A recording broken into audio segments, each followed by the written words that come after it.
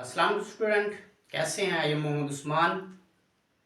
तो बेटा हमारी जो डिस्कशन थी वो मैथ पार्ट 1 चैप्टर नंबर 7 पे जारी थी, जिसमें हमने फर्स्ट एक्सरसाइज 7.1 को फिक्टोरियल से हमने डिस्कस किया था। ठीक है, और फिक्टोरियल को डिस्कस किया था, एक्सरसाइज 7.1 को डिस्कस किया।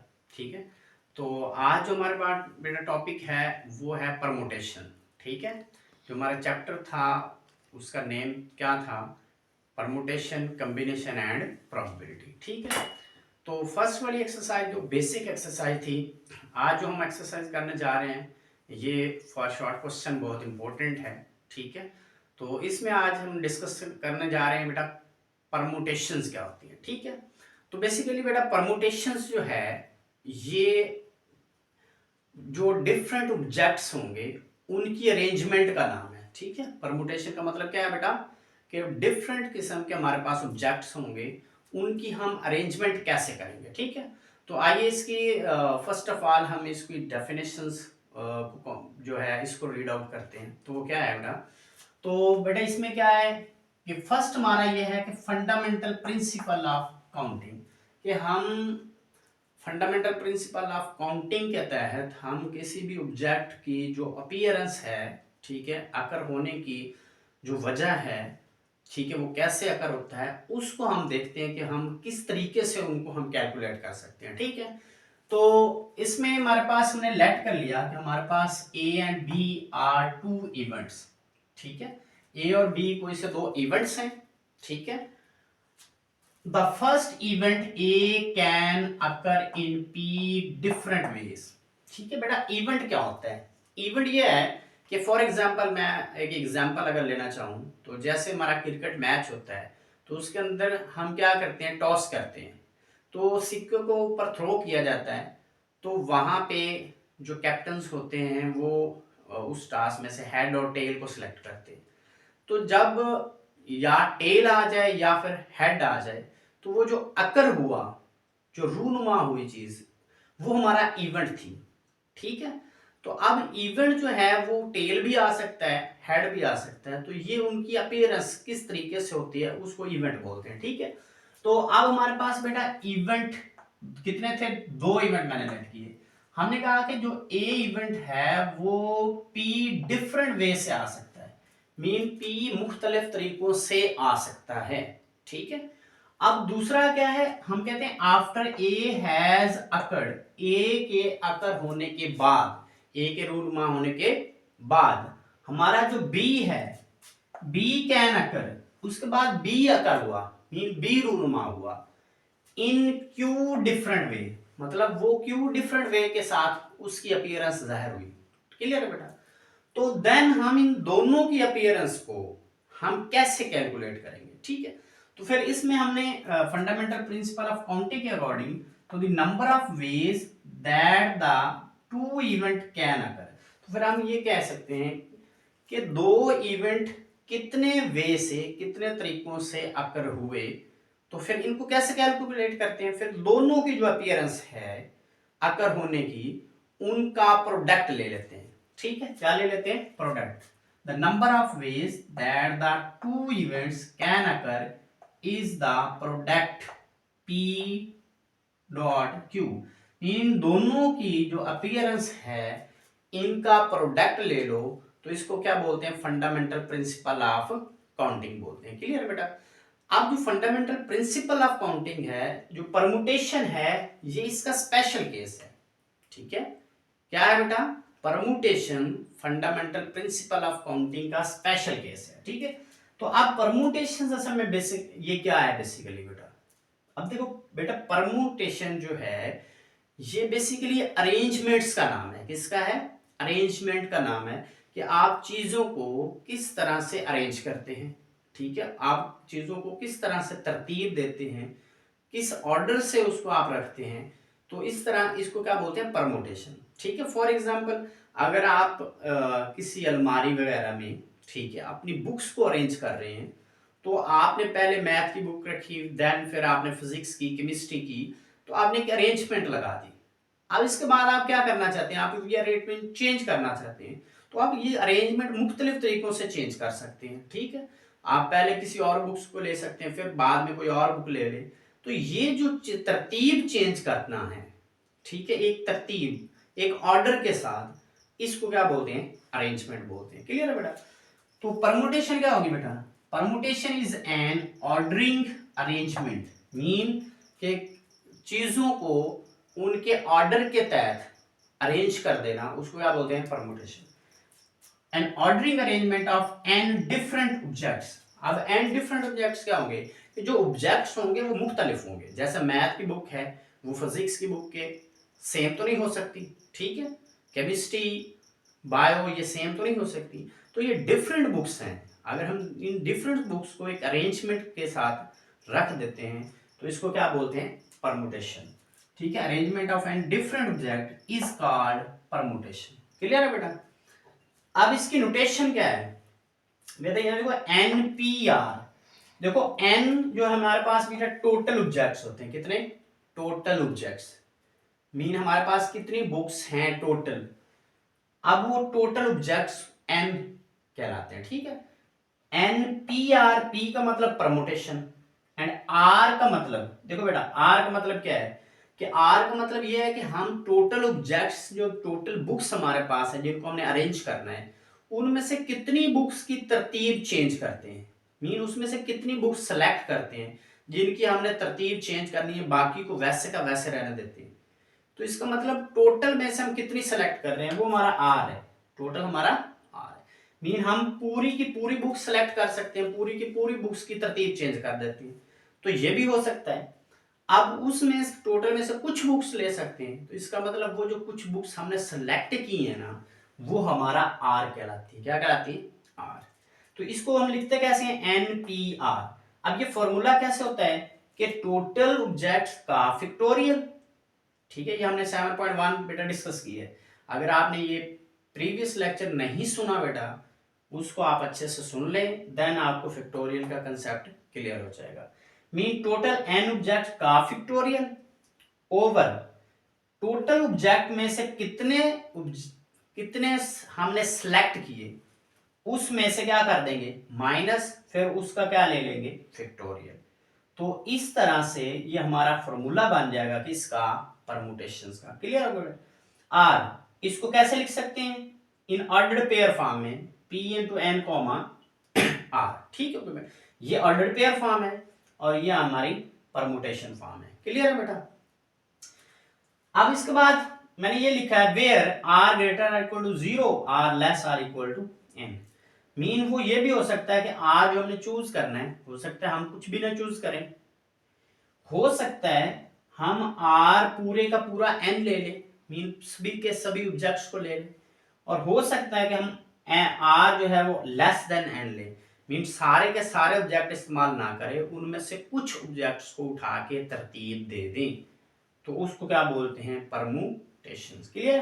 बेटा ये एमसीक्यूज में भी आ सकते हैं, इसको आपने अच्छे से प्रिपेयर करना, ठीक है। अब इसके बाद एक नोट है बेटा। नोट क्या है, अगर हम NPN लेते हैं, मीन n ऑब्जेक्ट्स थे तो n ही सिलेक्ट कर लिए, तो NPN जब हम इसको हल करेंगे तो ये n फैक्टोरियल हमारा आंसर आता है। क्लियर है? ये एक नोट है एमसीक्यूज के लिए। अब दूसरा क्या है कि अगर हम NP0 ले लेते हैं, कि हम R जो सिलेक्ट कर रहे हैं, बेटा ये नीचे जो होता है ये R की वैल्यू होगी, ठीक है। अगर हम R0 सिलेक्ट करते हैं, मीन कोई भी ऑब्जेक्ट सिलेक्ट नहीं करते, तो फिर n में से R सेलेक्ट किया, जब इसको सॉल्व करेंगे बाय दिस फॉर्मूला, तो हमारा आंसर कितना आएगा, 1। तो ये आपको डायरेक्टली याद होना चाहिए फॉर एमसीक्यूज के लिए। क्लियर है बेटा? अब बेटा हम एक्सरसाइज 7.2 पे मूव करते हैं। अब उसमें फर्स्ट क्वेश्चन हमारा क्या है, क्वेश्चन नंबर 1, एवेलुएट, मीन आप इसका सॉल्यूशन फाइंड करो, किसका, 20p3 का। चले सॉल्व करते हैं। तो बेटा 20p, अब ये हमारा बेटा टोटल ऑब्जेक्ट्स हैं, कितने ऑब्जेक्ट्स हैं टोटल, 20, मीन ये हमारा क्या हो गया, n। यहां देखो NPR, ऊपर जो वैल्यू होगी वो n की, p के नीचे जो होगी वो r की। तो इसका मतलब फॉर्मूला क्या था, n factorial over n minus r का फैक्टोरियल। तो इसको हम सॉल्व करेंगे तो 20p3,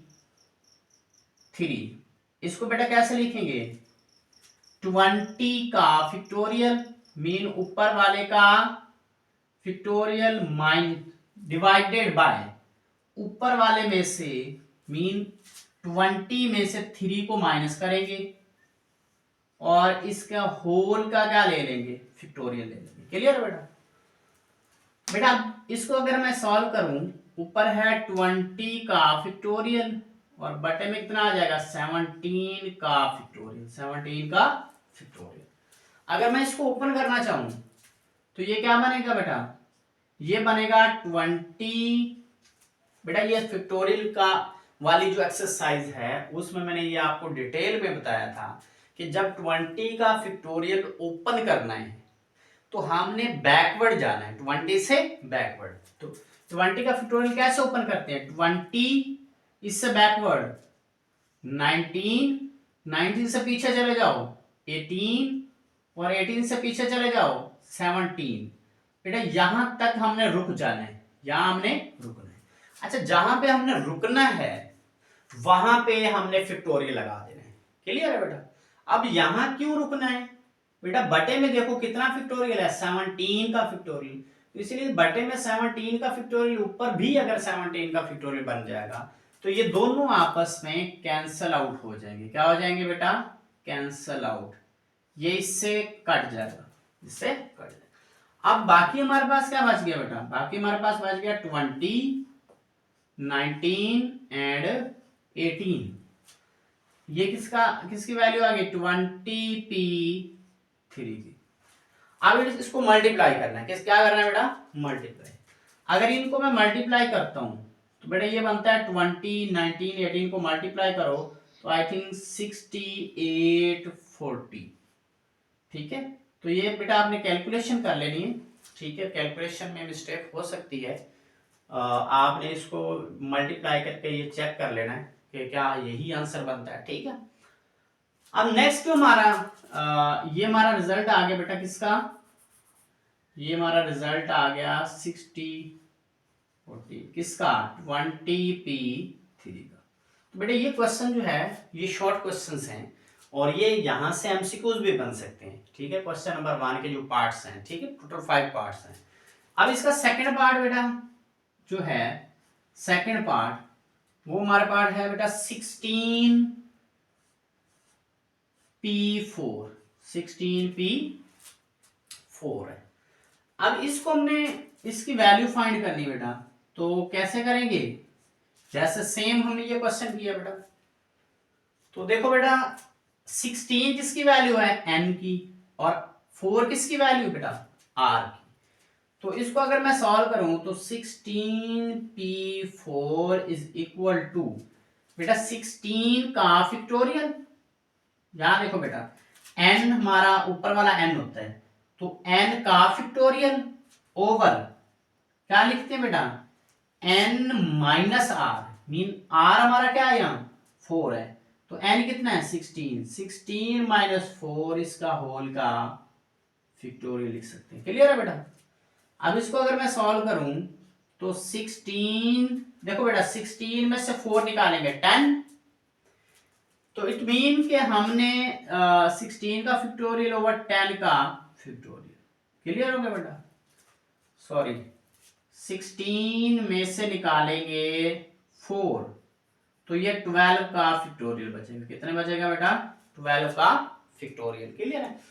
अब इसमें हमने जो बेटा 16 का फैक्टोरियल है इसको हमने ओपन करना है। क्या करना है बेटा, ओपन। कहां तक ओपन करना है, इसको अपन ओपन करना है बेटा 12 तक। 16 डॉट 15 डॉट 14 डॉट 13 डॉट 12 इसका फैक्टोरियल डिवाइडेड बाय, ये क्या बन जाएगा बेटा, ये बन जाएगा 12 का फैक्टोरियल। 12 फैक्टोरियल 12 से कैंसिल, 16p4, तो 16p4 की वैल्यू क्या आ जाएगी बेटा, इसको हल करेंगे तो ये सभी को 16, 15, 14 एंड 13 बेटा इसको आप कैलकुलेट करेंगे। ठीक है, जो हमारा आंसर बनेगा, ठीक है, उस पे आपने क्या कर देना है, जो भी हमारे इसकी कैलकुलेशन बनेगी वो आप इसको इधर लिख देना, ठीक है। तो ये हमारा क्या बन जाएगा आंसर 16p4। इनको मल्टीप्लाई करें बेटा, तो कैलकुलेटर से 13 को 14 से 15 से एंड 16 से इससे मल्टीप्लाई करेंगे तो जो हमारा आप आंसर आए ये आई थिंक 95040, तो ये इसका आंसर बनता है, ठीक है। आपने कैलकुलेशन कर लेनी बेटा, कैलकुलेशन में मिस्टेक थोड़ी बहुत हो सकती है क्योंकि मैं डायरेक्टली इसको मल्टीप्लिकेशन कर रहा हूँ, तो आपने इसको इसकी मल्टीप्लिकेशन करके आंसर लिखना है, इसको देख लेना, ठीक है बेटा। तो ये हमारा बेटा इसका आंसर आ गया, ठीक है। अब नेक्स्ट जो है, आप इसका जो क्वेश्चन है इसके पार्ट हमारे पास 1 2 ये 5 टोटल पार्ट है, एक पार्ट मैं और कर देता हूँ और बाकी जो पार्ट जो है बेटा ये आपकी असाइनमेंट होगी, ठीक है। इसको आपने अच्छे से करना होगा, इजी है, ठीक है। अब एक और पार्ट मैं कर देता हूँ और वो आपका मैं पार्ट नंबर लास्ट वाला कर देता हूँ बेटा 9p8 पार्ट नंबर 5 9p8 इसके हमने बेटा सॉल्व करना है, ठीक है।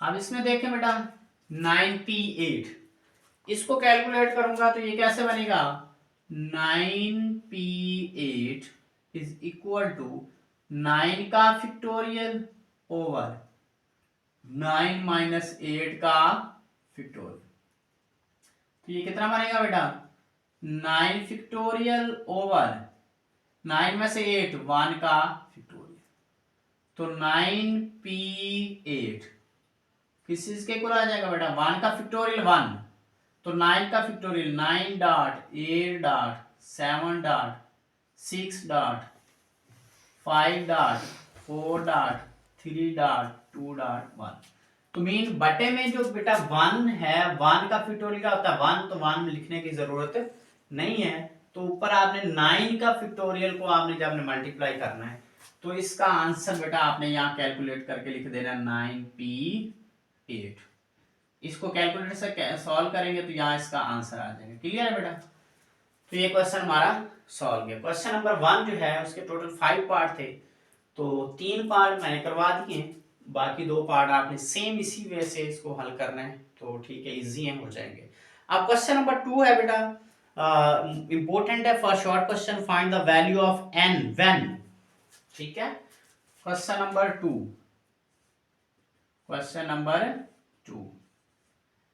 क्या करना है बेटा find the value of n when. अब फर्स्ट पार्ट बेटा इसका क्या है, फर्स्ट पार्ट हमारे पास है np2 is equal to 30, np2 is equal to 30 है, हमने इसका फाइंड करना बेटा n की वैल्यू फाइंड करनी, क्लियर है।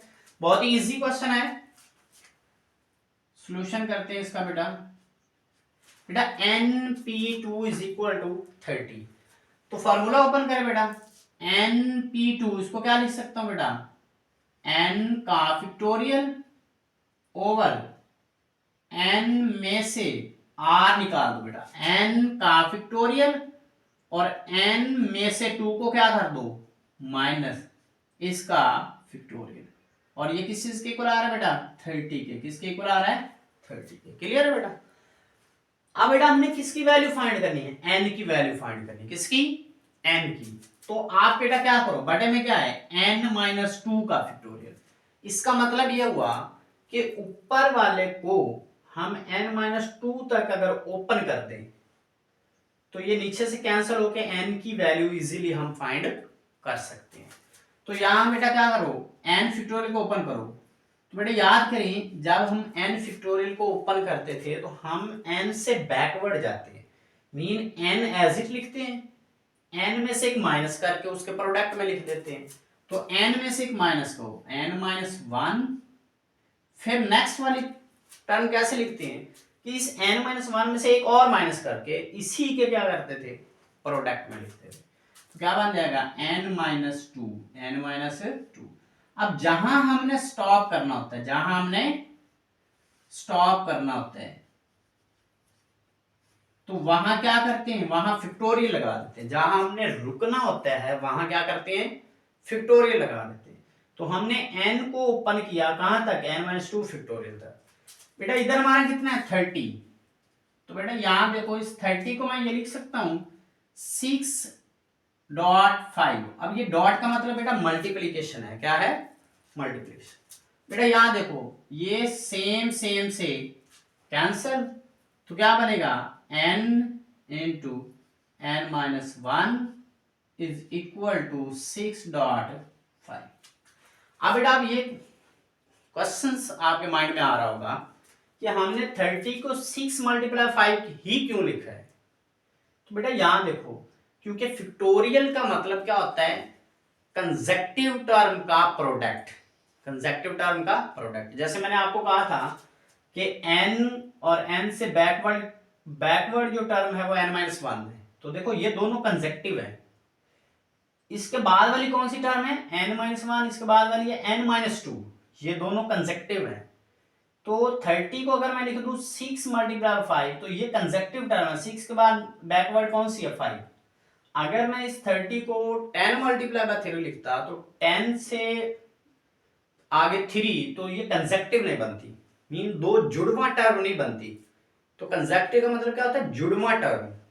6 है तो उसके बाद 5 हो, 5 है तो उसके बाद क्या हो 4 हो। तो अगर मैं 30 को 10 मल्टीप्लाई बाय 3 लिखता, तो ये जुड़वा नहीं है बेटा, क्लियर है, तो ये पेयर ही बनता है। या मैं 15 मल्टीप्लाई बाय 2 लिखता, फिर भी ये जुड़वा टर्म नहीं है। इसीलिए फैक्टोरियल की जब बात करते हैं तो उसके अंदर कंसेक्टिव टर्म का होना जरूरी होता है, क्लियर है बेटा। अब यहां देखो बेटा, और ये भी बात माइंड में रखनी, जब दो इक्वालिटी आ जाए फैक्टोरियल वाले टर्म में, तो पहली के इक्वल होती है, दूसरी के। तो इसका मतलब मुझे n चाहिए, क्या चाहिए n। तो यहां देखो बेटा, इधर फर्स्ट क्या है n, तो इधर फर्स्ट क्या है 6, इसका मतलब क्या हुआ n मेरा 6 आ गया। तो सो n इज इक्वल टू कितना आ गया बेटा 6। अब आप देखेंगे कि n इज 6 है, तो हम ये भी तो ले सकते हैं बेटा, n-1 इज इक्वल टू किसके रखेंगे 5 के। अब रख के चेक कर लो, अगर इसको मैं लिखता हूं बेटा n-1 इज इक्वल टू 5, तो सेकंड के इक्वल, देन 1 उधर जाएगा तो क्या बनेगा बेटा पॉजिटिव, 5 प्लस 1 आंसर क्या आएगा बेटा 6। देन भी आंसर क्या बनेगा, n का 6 ही बनेगा। तो हमें क्या चाहिए था बेटा, हमें n की वैल्यू चाहिए थी, किसकी वैल्यू चाहिए थी, n की। यहां चेक करो, find value of n when np2 is equal to 30, clear है बेटा। अब इसके बाद बेटा नेक्स्ट क्वेश्चन इसी का सेकंड पार्ट है, क्वेश्चन नंबर 2। तो ये इंपॉर्टेंट है, इसके 3 पार्ट्स हैं, तीनों ही इंपॉर्टेंट है। 11pn क्वेश्चन नंबर बेटा, इसका पार्ट नंबर सेकंड क्या है बेटा, 11pn इज इक्वल टू 11.10.9, ठीक है बेटा, याद रखिए, ठीक है। अब इस क्वेश्चंस को हमने सॉल्व करना है, और इसमें से भी किसकी वैल्यू निकालनी है, n की वैल्यू निकालनी, क्लियर है बेटा। तो इसका सॉल्यूशन करते हैं बेटा। अब इसके सॉल्यूशन में क्या करेंगे बेटा, ये देखो बेटा 11pn इसका तो फार्मूला बना देंगे, बट यहां देखो 11.10.9, क्लियर है। तो यहां ये सिंपल फॉर्म है बेटा, तो 7.1 अगर अच्छे से आपने सुनी है, तो बेटा सिंपल फॉर्म जब होती थी उसको फैक्टोरियल में कन्वर्ट करने के लिए क्या करते थे बेटा, देखो 9 के बाद क्या आता है 8, इसका मतलब 8 का फैक्टोरियल, उससे मल्टीप्लाई भी कर देते हैं और डिवाइड भी कर देते हैं, इसको क्लियर होगा ना बेटा। और इसका हमने सिंपल क्या कर देना है, फॉर्मूला ओपन कर देना है।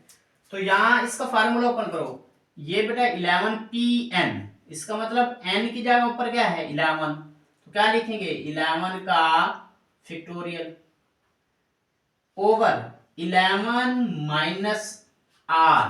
देखो बेटा n की जगह 11 है और r की जगह n, तो 11 में से n क्या करेंगे माइनस, ठीक हो गया।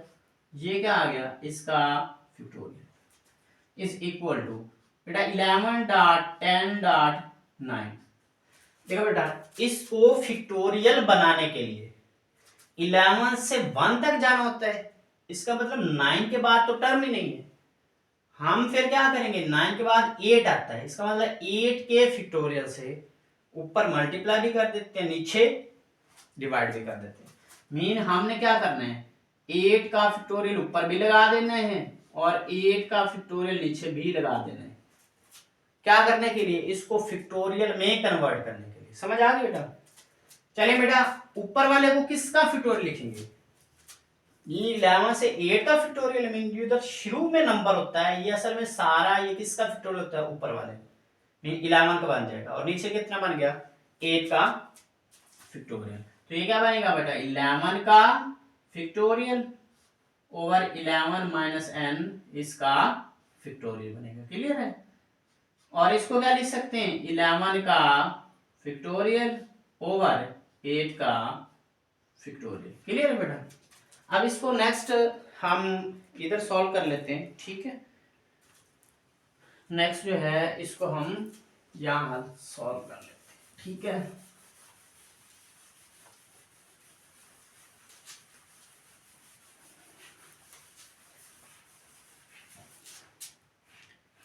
अब बेटा यहां देखें तो इस क्वेश्चन में 11 factorial over n 11 minus n का फैक्टोरियल, तो इसको यहां राइट करो।